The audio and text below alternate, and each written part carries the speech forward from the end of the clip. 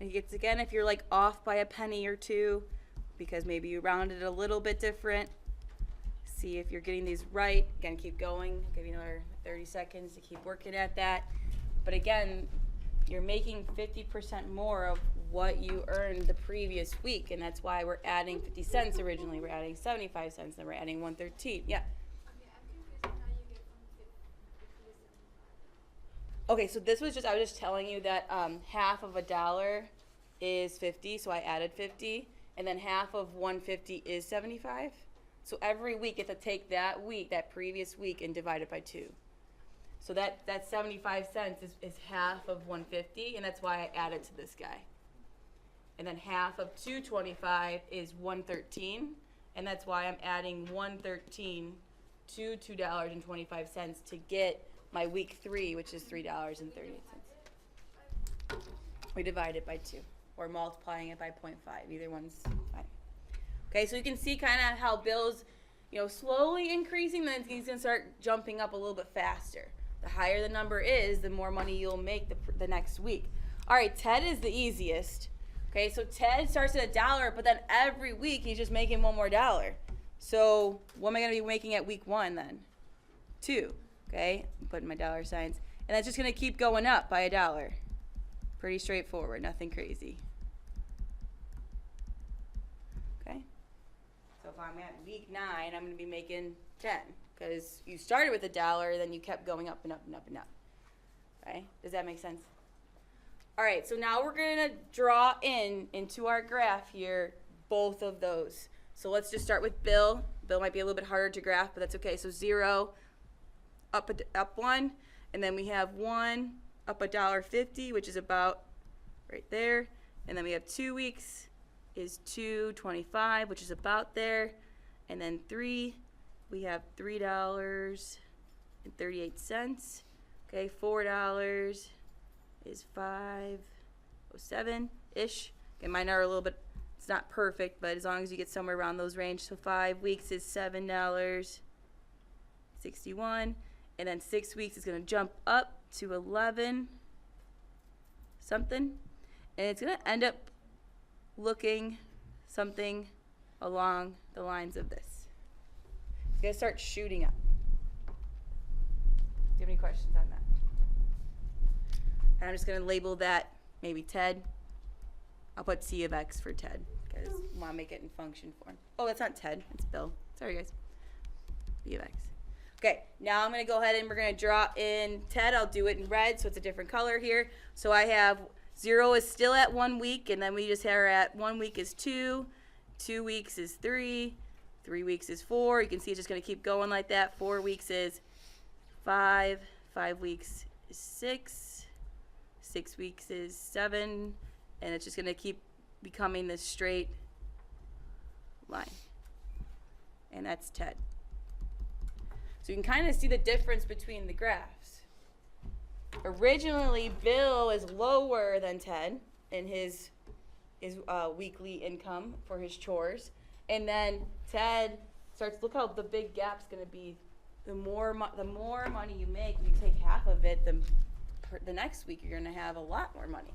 So you'll see how Bill just kind of shoots up, and that's what an exponential function is. So that was kind of like an intro to what the difference is between an exponential and a linear. You can see how linear is just going to be this constant rate of change, and exponential, you're going to see it shoot up.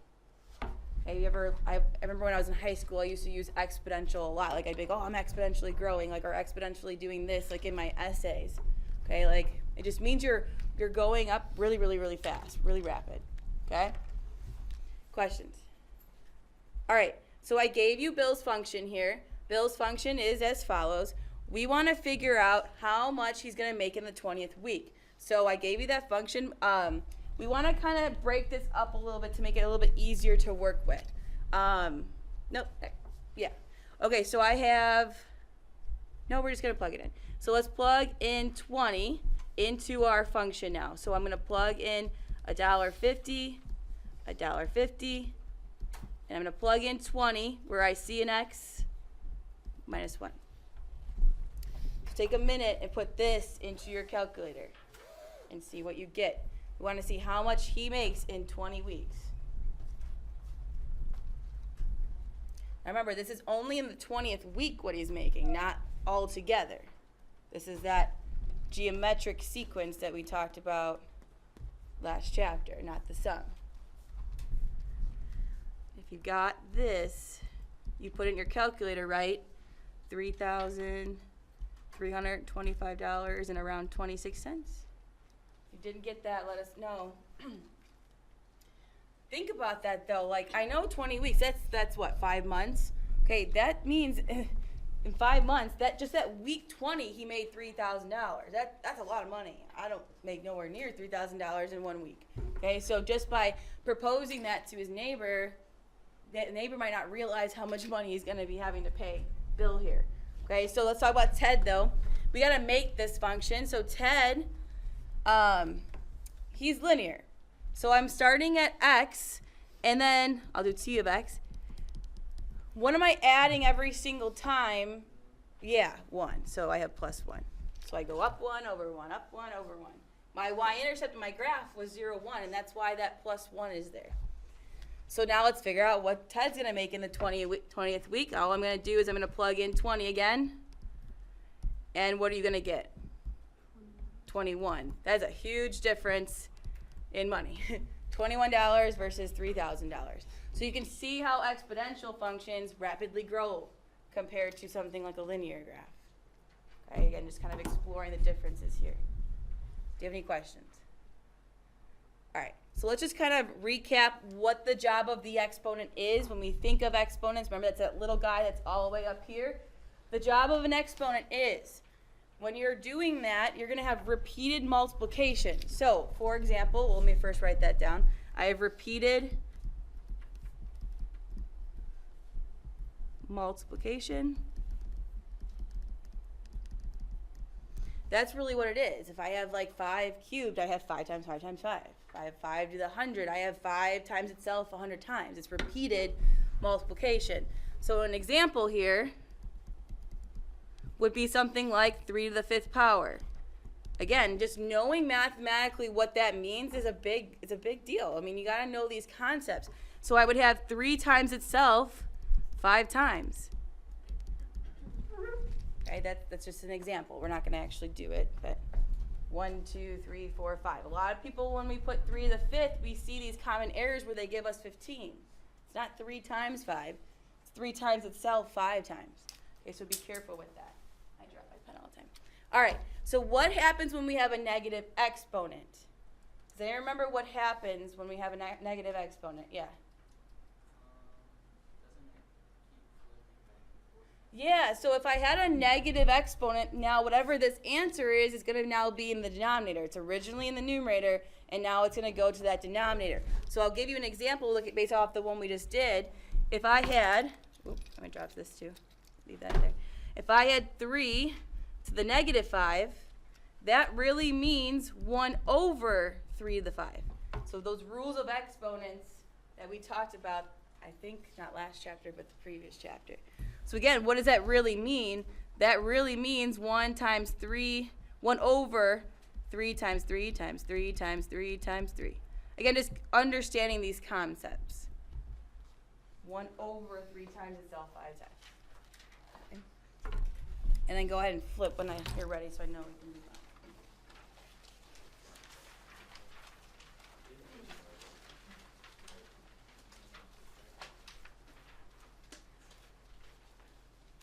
All right. In this chapter, you're going to be introduced to 2 new functions. We're going to have exponential functions, and we're going to have something called a log function.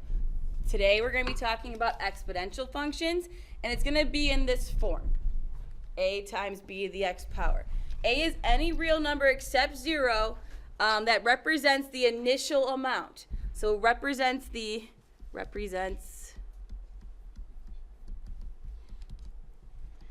initial amount. Okay, initial amount just meaning like where are you starting from? With Bill's case, it was 1, right? I mean, he started with $1, so that A value would have been 1 in that situation, okay? Now, when B is greater than 0 and B is not 1, the rate of growth, it's going to be the rate of growth of growth, or sometimes we may be decaying or decay. If you took physical science, you probably did like this half-life formula. We're going to be kind of getting into that this chapter again. The rate that something's going to decay. We'll talk about that again. This is kind of just like an intro day to what we're going to be talking about this chapter. Okay, so again, what that number all the way out in front is going to tell you what your initial amount is, which is also kind of like that y-intercept, right? Kind of talked about that on the first page. So let's talk about this a little bit more.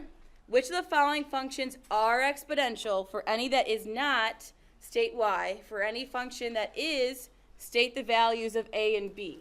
Okay, so let's take a look here at letter A.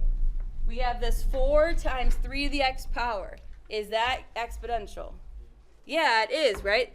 Exponential means that you literally have exponent, exponential, with a variable of x. Okay, not like x squared. That's not exponential. Okay. Now, because it's exponential, we want to list what our a value is and what our b value is. What is our a value in this situation? A value, which 4, very good.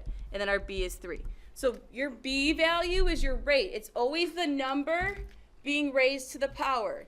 There are some questions that you might see where there might not even be an a value because a is 1. And people will usually put like a is 3. Remember, it's always the number being raised to the power. That's what your b is. That's your rate. Okay, b. Is that exponential?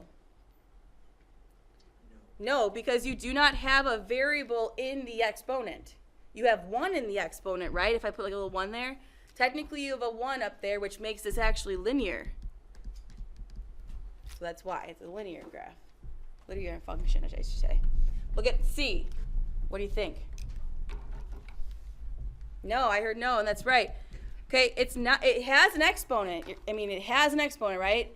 But it's not a variable in the exponent. So what function is this? Anyone? X to the 3rd power, how do we say that? Like, yeah, cubic. Okay. So again, just understanding what each one represents, you can see the difference. This one has a variable, literally an x or whatever variable in the exponent. This one has a number. That's the difference. Okay, this next one, is it exponential? Yeah. So again, this is what we're looking for, this piece right here, that x in the exponent.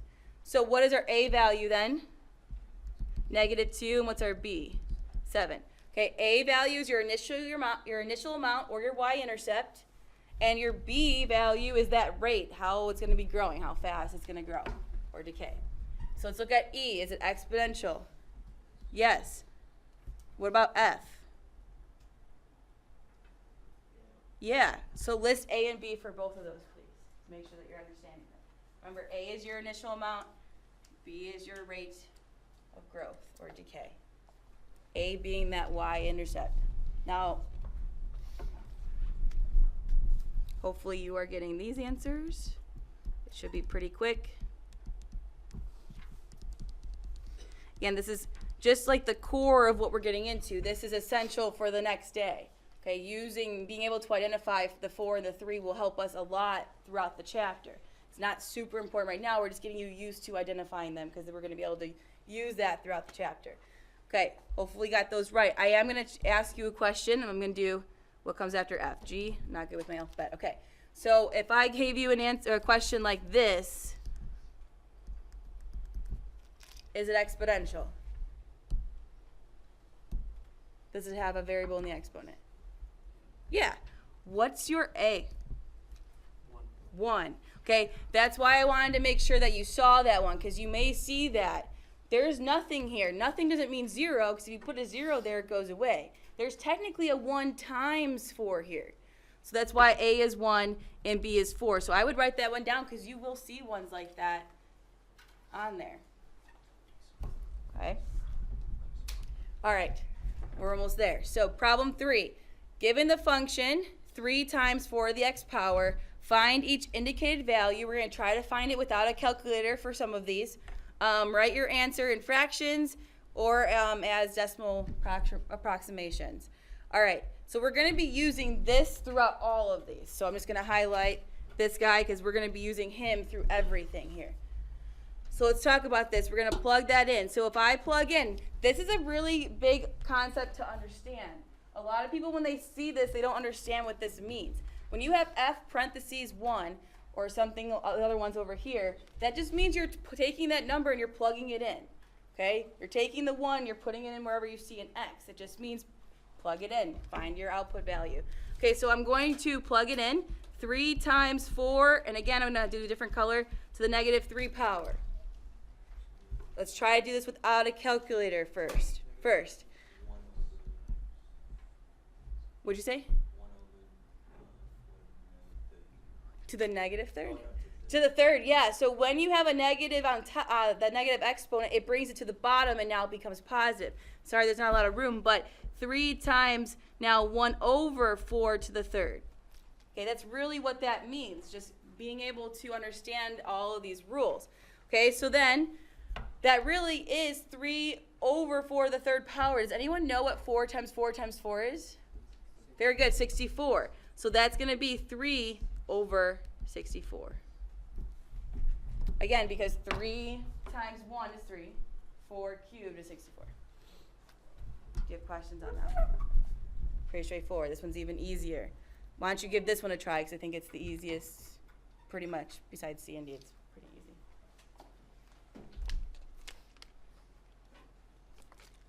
You should be able to do ones like A, B, C, and D without a calculator, and H. The other ones, maybe not so much. You can, but maybe not as much as we'd like you to.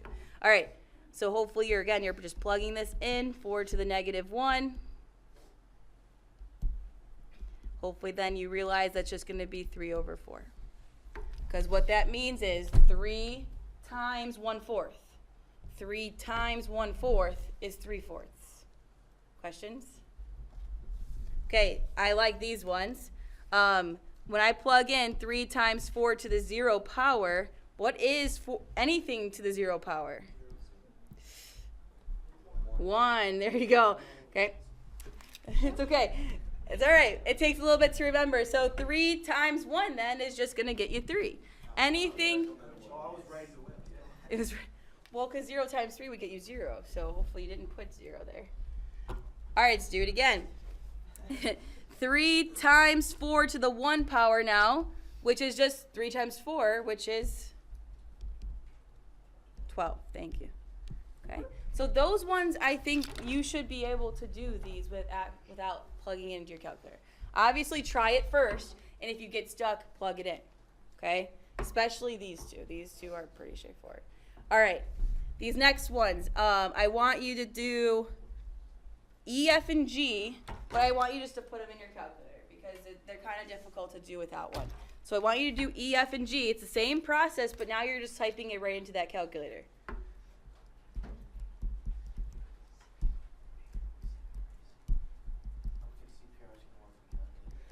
CPR.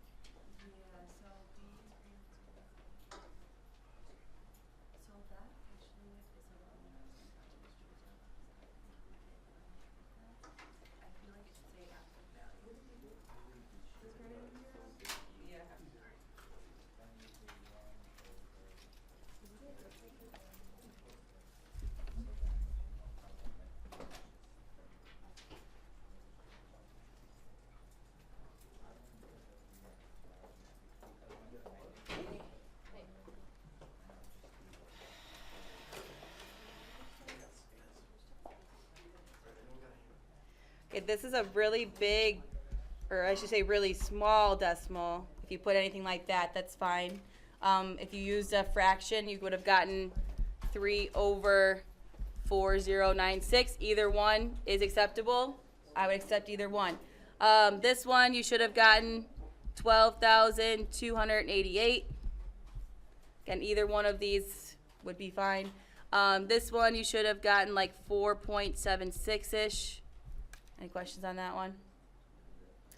Okay, let's talk about this one. I think you could probably do this one in your head. You just got to think about it for a second. So when you plug in -2, you get 3 times 4, again, to the -1/2 power. What does 1/2 as an exponent mean? Let's see if you remember this from a previous chapter. Yes, it means 0.5, but 1/2 actually means something.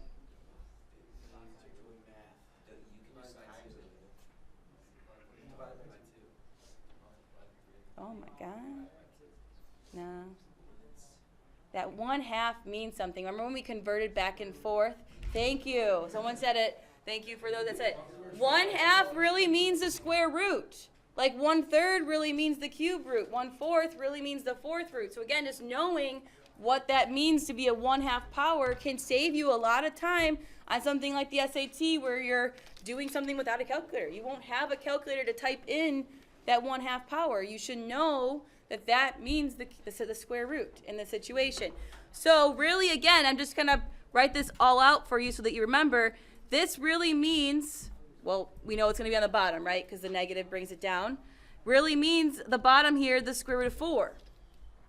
That's what that 1/2 means. And we know the square root of 4 is, thank you. Okay? Questions? All right. Now, let's talk about these two, and then we will wrap it up for the day. We're kind of just exploring exponential functions today, nothing really crazy. All right, so is there any number that you are not allowed to substitute for f of x? So looking at your answer choices from above, was there any number we couldn't plug in? No. So I'm just going to put no. We can plug in anything, and we get an answer back.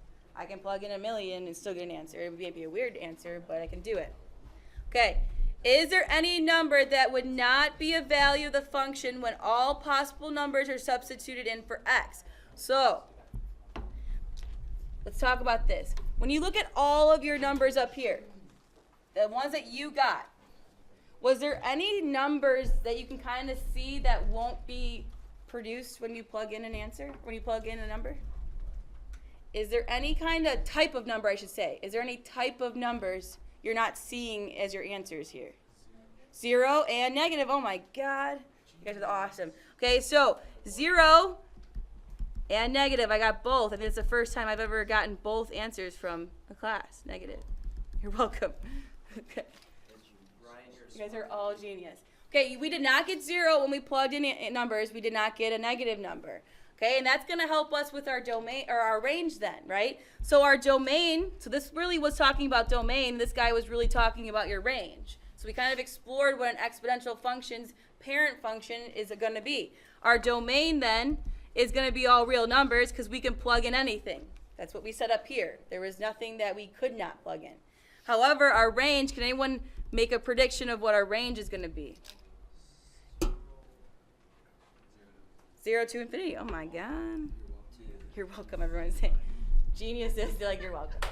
Okay? So again, we're using what we just explored, 0 and negatives, to be our range. Because remember, your output value is always that range, that y value. Okay, you guys did fantastic today. Fantastic. Fantastic. Okay? Take your